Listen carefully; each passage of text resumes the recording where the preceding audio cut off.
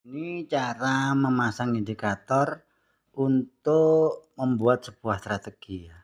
Ini indikatornya saya copoti semua ya, ini masih bersih ya, nggak ada indikatornya ini.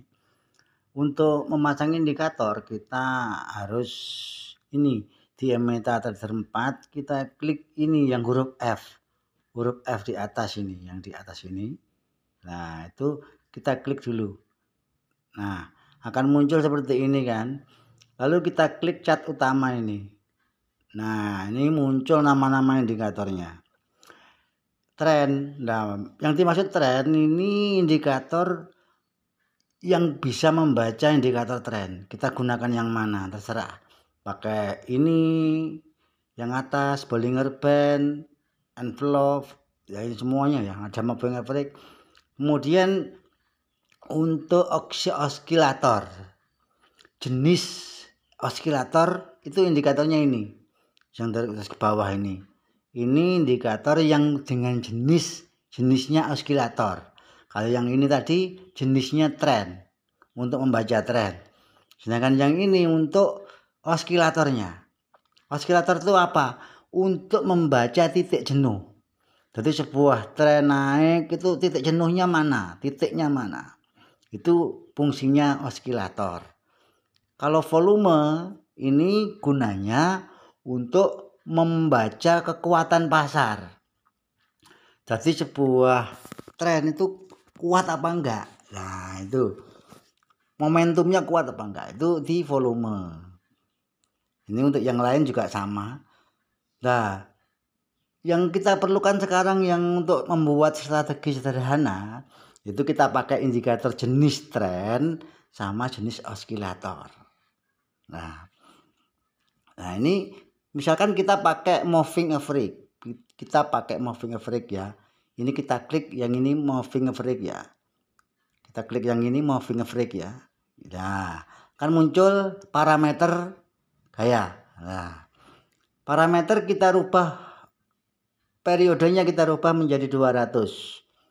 Bisa rubah menjadi 200. Kenapa 200? Nanti pembahasan tentang indikator moving average ini kita perdalam lagi.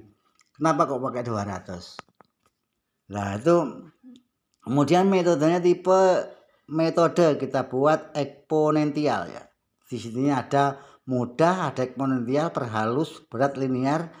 Nah, ini kita pakai yang eksponensial. Kenapa harus eksponensial? Nanti juga ada penjelasan lebih dalam tentang moving average. Nah, untuk gaya ini warnanya ya, warna nanti buat kita warna apa. Nah, setelah ini dirasa cukup, level nggak usah diisi, nggak ada moving average-nya ya, levelnya. Lalu kita klik selesai di pojokan. Nah, otomatis kita kembali ke grafik. Ini sudah ada nih. Nah, ini garis yang biru ini yang bawah. Nah, garis yang bawah ini. Nah, ini garis yang bawah ini adalah garis moving average periode 200 yang barusan kita pasang. Kalau dia ada di bawahnya ini berarti trennya naik. Kondisi tren sedang naik. Kalau dia di bawahnya ini. Tapi kalau dia kondisinya di atasnya kayak seperti ya, misal kayak gini. Kayak ini di atasnya ini. Berarti dia kondisinya sedang turun. Nah, itu gunanya moving average. Sekarang kapan masuk pasarnya? Kita gunakan, kita klik huruf F di atas ini, tes. Lalu kembali kita masuk ke cat utama lagi. Nah, sekarang kita cari indikator jenis osilatornya. Tadi trennya kan sudah.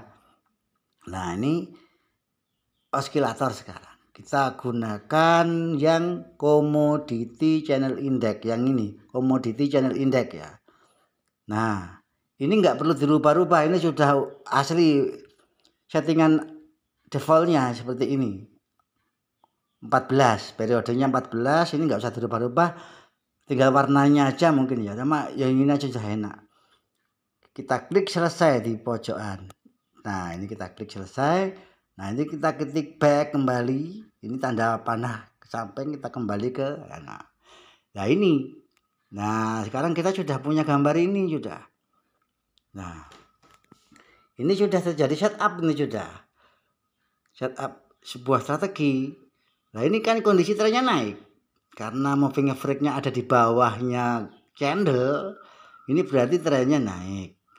Berarti kita nggak boleh ambil sell. Kalau sudah tahu kayak gini ini kita nggak boleh mikir sell. Yang ada dalam pikiran kita itu adalah buy, nggak boleh mikir sell. Nah, masuk buy-nya kapan? Di saat indikator JCI ini sudah mencapai titik jenuh jual. Titik jenuh jual. Jadi titik jenuh jual di mana? Di bawahnya level min 100. Di bawahnya level min 100 ini. Nah, kita berarti ambil buy di daerah sekitar ini. Nah, ini kalau kita luruskan, kalau ini di daerah ini lurusnya kan ini. Nah, berarti kita ngambil buy di daerah ini. Kita ngambil buy di daerah ini. Tas. Nah, seperti itu. Nah, ini juga. Ini kondisi di time frame M5. Tapi kalau kita ingin lebih panjang lagi, gak masalah. Kita rubah di time frame H1 misalkan. Misalkan kita sibuk setiap hari banyak kegiatan yang lain. Kita cari time frame yang H1 atau M15. Kita cari momentum seperti itu. Contohnya ini. Dia ada di bawah, di M15 ya. Ini dia ada di bawah. Dia ada di bawah. Kemudian ada momentum di sini. Di bawah min 100 ini. Nah, di sini kita ngambil buy di sini sudah. Kalau kita ngambil buy di sini, otomatis ini sudah. Kita bisa enjoy. Jadi kita buy di sini, SL-nya di mana? Di bawahnya ini. Berarti di bawahnya MA yang ini. SL-nya kita taruh di sini. Targetnya mana? Targetnya minimal tuh di lurusnya ini, di lurusnya puncak sebelahnya ini. Puncaknya yang ini, targetnya ini sudah.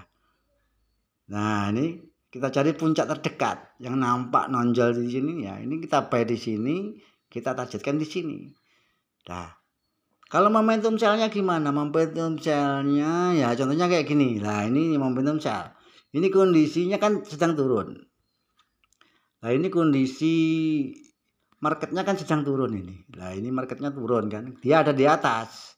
Di atasnya candle. Berarti kita harus mencari sell. Jangan mencari buy. Kita enggak. Kita melawan tren kalau ngambil buy. Berarti momentumnya kapan? Momentumnya ini. Ini muncul momentum ini satu.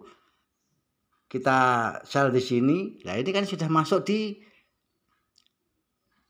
level 100 ini. Level 100 ini. CCI 100 di sini kita ngambil sell di sini. Kemudian kita nunggu lagi. Di sini ada momentum lagi di sini. Nah, situ. Jadi sebelum itu strategi kita itu memberikan sinyal istilahnya ya. Kita nggak boleh misalkan waktu ini masih di posisi di 0 di sini. Nah, kita buru-buru ngambil sell atau buy di sini. Nggak usah. Harus nunggu masuk area jenuh dulu. Jadi ini di bawah, garisnya kan di bawah. Ini berarti trennya naik, kita ngambil posisi buy. Dan ini cocok untuk semua mata uang. Contohnya kita lihat di Euro USD. Apakah bisa seperti itu? Lah, ini kita buat cari. Lah, ini Euro USD sama ini. Lah, ini dia memasuki area 100, min 100 ini. Moving average-nya ada di bawahnya. Berarti kita ngambil sell buy di sini. Kita ngambil buy di sana sini. Cukup satu posisi aja, nggak perlu dua posisi, satu posisi. Nah, ini buy di sini, SL-nya sekitar sini. Jadi 1 banding berapa itu? Ini misalkan ini 500 poin di bawah, ditarik di bawah sini kita buy. Targetnya ini sudah, nggak perlu mikir yang ini. Targetnya ini sudah panjang. Nah, momentumnya ini satu. Nah, kemudian kalau kayak gini nih, misalkan kayak gini nih, ini ada masuk di sini tapi dia masuk di sini tapi ini di atasnya. Nah, ini bukan sinyal ini bukan sinyal. Ini ada di area jenuh tapi nggak cocok, nggak sesuai strategi tadi. Jadi kita harus sabar dulu nunggu. Nah, kalau melakukan kayak gini, ini di atasnya sudah dia kayak gini. Nah, ini kan di bawahnya. Ini nggak sesuai ini nggak sesuai. Jangan masuk. Kita nggak boleh memaksa. Nah, seperti itu. Jadi untuk yang lain, misalkan PRGPP USD sama seperti itu. Momentumnya sehari. Jadi untuk kerangka waktunya silakan dianu sendiri. Sama, metodenya sama. Jadi H1 juga kayak gitu. H4 juga gitu. H4 nanti ya dia jenjang durasinya lebih lama. Sinyalnya muncul itu lebih lama. Juga kita open posisi nanti closingnya juga lama. Perolehan profitnya juga banyak. SL-nya nanti stop loss-nya juga lebih panjang otomatis. Nah, contohnya seperti ini. Ini ada momentum, ini ada keseret sini. Nah, ini kalau kok sudah kena, kita sudah pakai strategi itu, cuman kok masih kena SL, ya itu yang penting kita tertib, kita disiplin. Kita disiplin aja. Contohnya gini. Nah, ini ada moving average-nya di atas H4 loh ya, ini H4. Ini ada di atas, kemudian ini harus kita tunggu dia masuk di area 100 dulu. Harus di area ini dulu. Nah, kita berarti momentum buy sell-nya di mana? Di area sini. Sekitar sini sudah. Kita ngambil sell di sekitar sini, SL-nya di sini. Dia terjun bebas. Ini. Jadi nggak harus begitu open posisi terus jatuh harganya atau terus naik, nggak harus gitu. Kita sudah yang penting kita masuk posisi itu di area yang sudah tepat ya, di area yang sudah benar-benar itu harus ada di area yang sudah pas gitu, di area jenuh lah istilahnya gitu. Jadi yang penting kita sudah pakai strategi, pakai sebuah acuan. Jadi open posisi kita itu berkualitas. Artinya berkualitas itu apa? Kita open posisi nggak salah-salahan. Ada alasan yang jelas. Kenapa ngambil sell di sini misalkan? Ini arah trennya berdasarkan moving average 200. Ini trennya turun. Nah, sedangkan harga sudah pullback naik di jenuh beli, sudah sangat tinggi harganya menurut indikator ini. Berarti kita sudah saatnya jual, harganya sudah tinggi. Kita saatnya kita jual. Kalau harganya saat rendah kayak gini, kita momentumnya kita beli bukan jual. Harganya sudah rendah kok mau jual. Nah kan gitu, sesuai ilmu perdagangan ya. Nah kayak gini, ini trennya naik. Kita tunggu harga rendah dulu.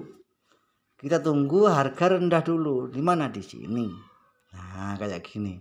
Ini tunggu rendahnya di sini. Ini rendah. Nah ini harga turun dulu. Tes. Kita nggak, baru kalau harga sudah mentok rendah, kita beli di sini, sini. Nah ini. Nah kurang lebih seperti itu salah satu strategi. Jadi kita bisa barusan ini adalah perpaduan antara moving average 200, MA 200, eksponensial moving average 200 sama indikator commodity channel index. Nah, ini sudah menjadi sebuah partner yang pas ini. Kalau kita disiplin, kita nggak akan masuk posisi sebelum ada kondisi seperti yang ada dalam strategi ini. Gitu.